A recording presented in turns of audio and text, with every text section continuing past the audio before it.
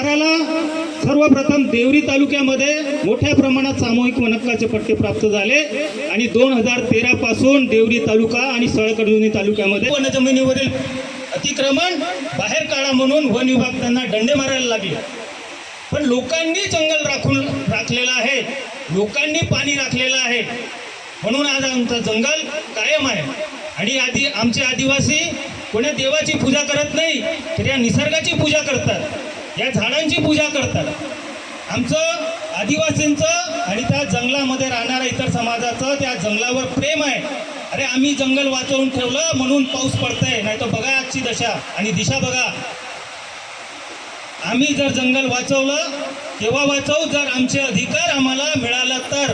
केव्हापर्यंत मागत बसायचं, किती उपोषणं करायची, किती आंदोलनं करायची।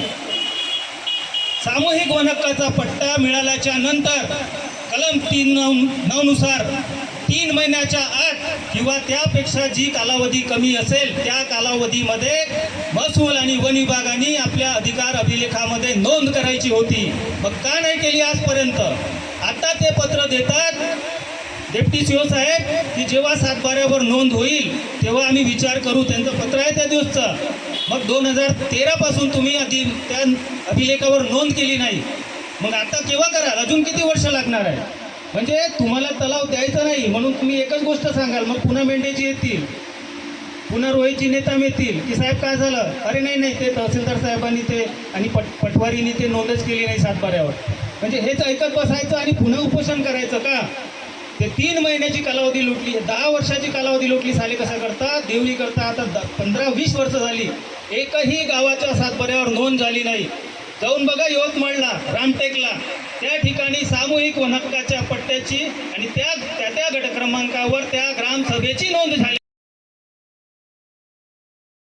शासनाचा कायदा, केंद्र शासनाचा कायदा जिल्ह्यात वेगळा असतो का, राज्यात वेगळा असतो का, किंवा तालुक्यात वेगळा असतो का? मग हे आपण का नाही केलं? जर 7/12 नोंद झाली असती तर जिल्हा परिषदेने त्याची लिस्टवर काढण्याआधी दखल घेतली असती की बाबा या तलावावर यांचे इतर अधिकार आहेत आदिवासींचे, तर मग हे आपल्याला लिस्टवर कसे देता येतील?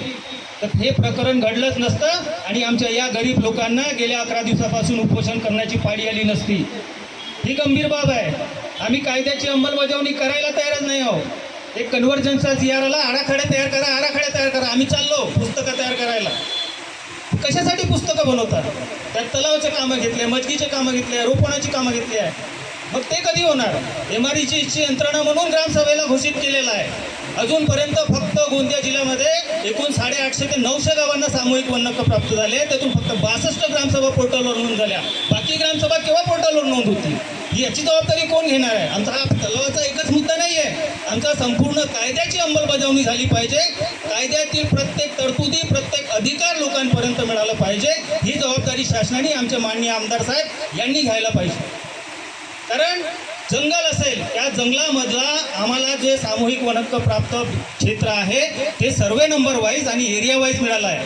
जर गिरोल्याला 100 हेक्टर असेल, एखाद्या गावाला 500 हेक्टर असेल, एखाद्या गावाला 700 हेक्टर असेल, तर त्या ठिकाणी जी खाली जागा आहे त्या ठिकाणी आम्हाला फळझाडे घ्यायची आहेत असं ग्रामसभांनी आपल्या आराखड्यामध्ये नोंद केलेली आहे। पण वन विभाग तिथं काय करते? टीक लावून राहिली, सागवण लावून राहिली। अरे ती आमची सामूहिक शेती आहे, ते आमच्या उपजीविकेचं साधन आहे। त्या ठिकाणी जर बांबू लागला, आंबा लागला, काजू लागला तर आमच्या येणारी पिढी त्यापासून उत्पन्न प्राप्त करेल, ते बाजारात विकेल आणि त्यापासून आमची आर्थिक आम्हाला मदत होईल। हा आमचा या वनहक्क कायद्याचा पॉइंट आहे की जमीन कशासाठी दिली? ठीक आहे ना, जमीन आमच्या नाही ना, पण त्या ठिकाणी जे काही नैसर्गिक साधन संपत्ती आहे त्याला कशी शाश्वत त्यापासून उपजीविका आपल्याला तयार करता येईल, ही तरतूद या कायद्यामध्ये केलेली आहे। मग आम्ही झाडं लावायची केव्हा? आज तेंदूपत्ता करायला गेलो तर फॉरेस्ट डिपार्टमेंट अडवत आहे, इथं तलावामध्ये फिशरी करायला गेलो तर जिल्हा परिषद बाधा निर्माण करत आहे। मग बाकीचे कामं कशी करायची आणि कोण करून देणार? मग पुन्हा लोक, आमचे आदिवासी लोक का उपोषणात बसणार का? हा एकच काम आहे का? कायदा येऊन किती वर्ष झाली? मग शासनाने सांगावं। आणि या कायद्याची नोडल एजन्सी आदिवासी विकास विभाग हे कोणतं काम करत आहे? काय काम करत आहे? इतर विभागांना आदिवासी विकास विभागाचा पैसा सर्रास वाटणं सुरू आहे, कितीतरी निधी परत जाते, खर्च होत नाही। मग आमच्या या आराखड्याच्या अंमलबजावणीमध्ये तो पैसा लावा ना।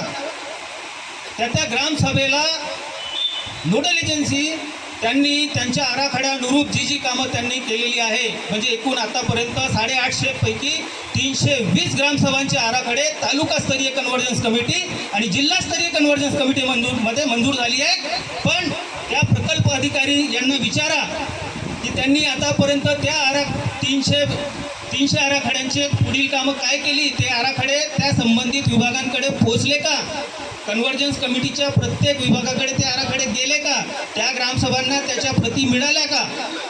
जेपर्यंत हे आराखडे संबंधित विभागाची एक मीटिंग होऊन त्या विभागांना हस्तांतरित होत नाही, तोपर्यंत पुढचा प्लॅनिंग होऊ शकत नाही.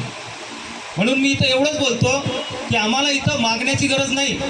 कारण जेव्हा सामूहिक वनहक्काचा पट्टा मिळाला, त्या पट्ट्याच्या कॉपीवर क्लिअर मेन्शन आहे, कलम 3.1 घ प्रमाणे अधिकार, कलम 3.1 घ प्रमाणे अधिकार, निस्तारचे अधिकार, हे सगळं लिहिलं आहे. आणि त्यावर माननीय जिल्हाधिकाऱ्यांनी सही केली, माननीय DFOंनी सही केली का, म्हणून की आम्ही शासनाच्या वतीने वरील सर्व अधिकार मान्य करीत आहोत आणि निहित करीत आहोत असं त्यांनी म्हटलेलं आहे. आणि त्या जिल्हास्तरीय वनहक्क समितीमध्ये सर्व जिल्हास्तरीय अधिकारी हे सदस्य आहेत. मग त्या समितीमध्ये तत्कालीन जिल्हा परिषदचे सचिव, मुख्य कार्यकारी अधिकारी हे सदस्य नव्हते का? मग त्यांची पण तिथं सही आहे ना. ज्यामध्ये त्या वनहक्क समितीची मीटिंग लागली, त्या कमिटीमध्ये कोण अधिकारी उपस्थित होते.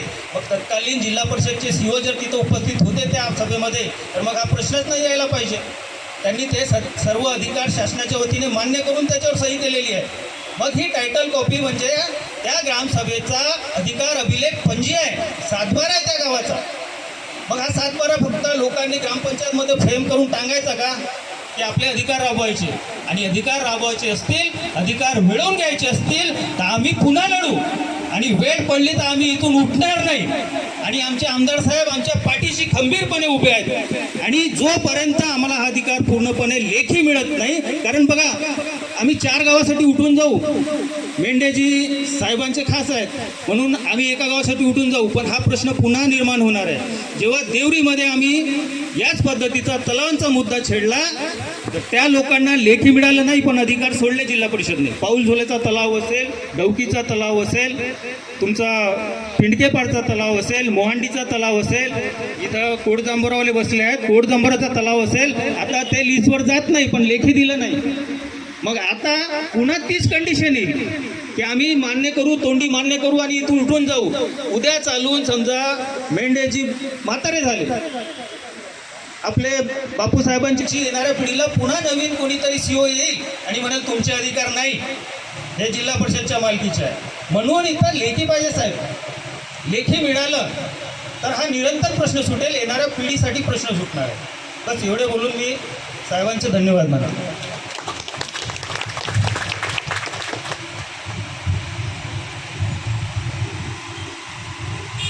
उपोषणकर्त्यांचे भावना लक्षात घेऊन 2006चा जो कायदा आहे ती अंमलबजावणी गोंदिया जिल्ह्यात व्हावी अशा प्रकारची विनंती देखील आपल्या उपोषणकर्त्यांकडून आलेली आहे.